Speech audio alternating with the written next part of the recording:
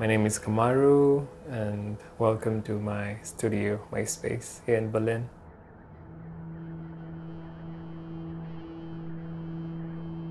I moved here in November last year, and I moved here for my master's in sound studies. Like the soundscape in Berlin is very different from like most places I've been, and one thing that stood out moving here was its silence.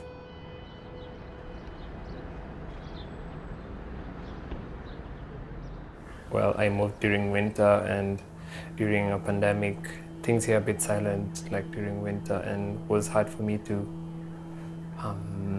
look for sound or try and get more sound. In my hometown, where I resided in a place called Rongai, was very lively in a way, but generally Nairobi is a bustling city. So many things are happening at the same time. Yeah, it's it's just a commotion, a huge collage of sounds which drive the city, which is also interesting because you get to hear so many new sounds. I'm so looking forward maybe traveling back and recording more sounds or hearing how Nairobi sounds at the moment. Yeah. So when I'm out in the field, I just use my Zoom H6 mostly, and the low microphones to record ambiances. If I'm going to record specific sounds, for example, electromagnetic sounds, that now use a different microphone, but most times I have my Zoom in the bag. Sometimes I have a specific goal that I'd want to record, maybe a specific sound, but most times it's just to be there, to be surprised with what could happen. Ima ljudi takve. Aba ja nisam takav. Ja kažem, ne možeš da kažeš, to nije tvoje, to je moje. Po čemu?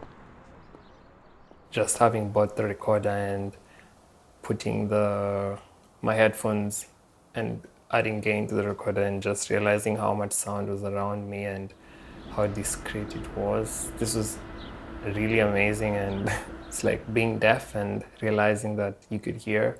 I was just showing my dad that you could hear so much with this tiny instrument, and I used to record a lot just going for walks and even driving to different parts of like Nairobi and not knowing where I'm going, but just wanting to record sounds.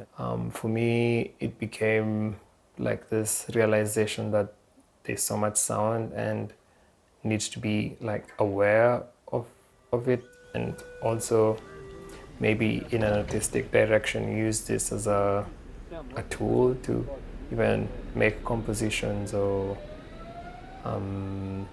get people to sort of learn more about their surroundings in a very creative way, which is interesting maybe to listen to. So we just came back from a recording session outside, and what stood out most was the recordings I did of the train.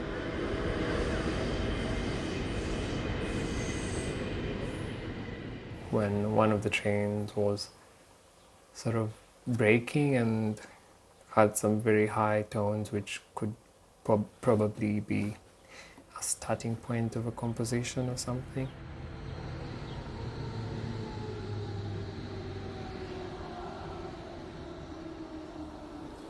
So I'll use this sort of drone tone, and I'll just drop it in this grain kind of thing I use a lot.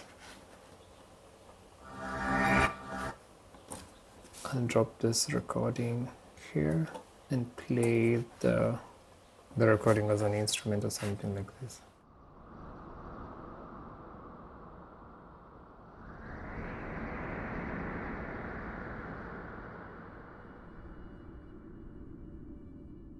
When I'm back in the studio or back in the creative process and going through my recordings, sometimes I don't go back to them on the same day. I could stay like few days or months without listening back to the recordings. If it's a very intentional project, I'll go back and name everything and listen back to the recordings and sort of put metadata on them. Yeah, I think I'll just record this drone maybe for 2 minutes or something, and we'll use this as the bed of the piece, and I'll try and just use only the recordings I did today to make different textures and sounds. I'm playing a note from the tone and just making like a balance on the level and just sort of a fade in and fade out. Okay, when I have like this as the bed, or yeah, like a starting point for the composition, I'd listen through the different parts of the recordings.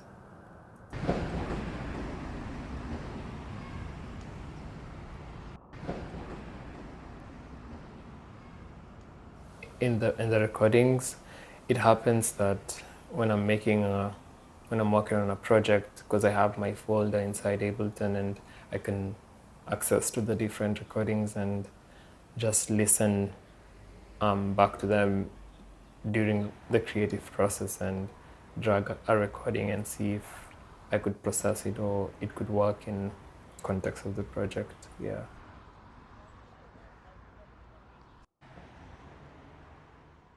So I've taken this field recording of the train and a bit processed it a bit, and I'll just lay it on top of the recordings themselves, which were not changed much.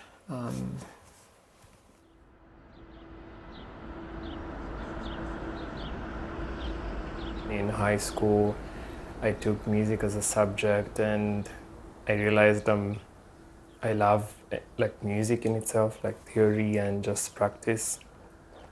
And later in my university, I decided to pursue it like fully as a career choice, and gladly my parents allowed me to do this, which was interesting. And along the way, I learned that you can make a beat on a laptop or produce. So I was using my dad's work computer to make beats and just experiment and learn how to use DAW, and yeah, it's just been evolving and yeah, learning process every single day. If I'd want to layer like an instrument or purely use the recordings themselves, because I know, for example, if I have this instrument in Ableton, which is sample guitar sounds, and when I play this on top of like the recordings, it could be something that could evolve in a more musical direction, because the tones and the mood of the sounds already fits this instrument.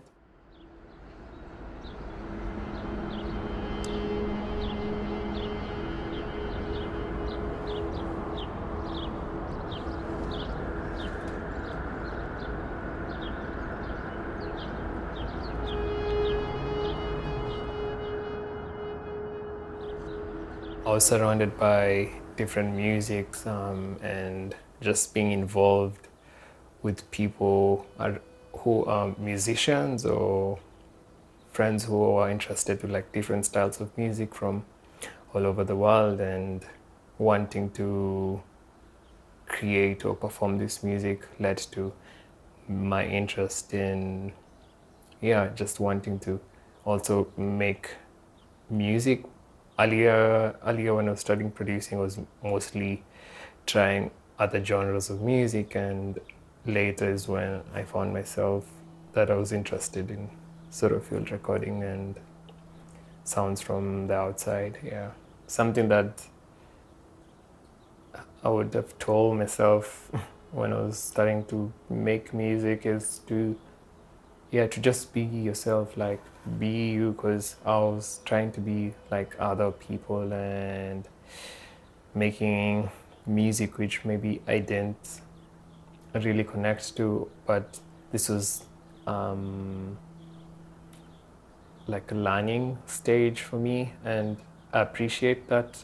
But I'd also, if somebody just told me just do what you want to do and see, and I'm grateful for for the process. Yeah, I don't have like a clear goal like where the piece could go, but it happens just when I'm writing that ideas come. Like I knew this sampled bowed guitar would fit well with the recordings.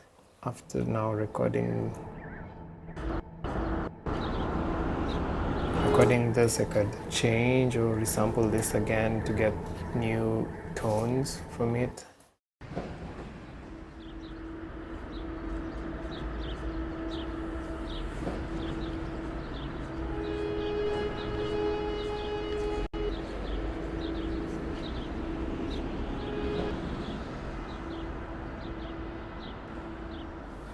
I've had like situations where I'm in a block and trying not to accept that I can't create stuff and forcing myself to do it. But I realized that we all creatives go through this, and I think the past year since November has been the longest time, and since I had a block where I was still writing music and making compositions, but personally, some of them felt that,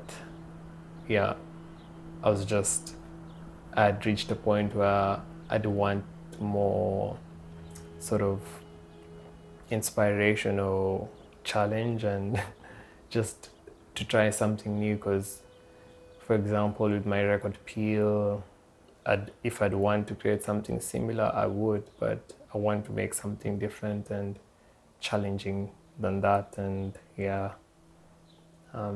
we all go through this block, and it's always nice to experience it and come back again after a few months or even years.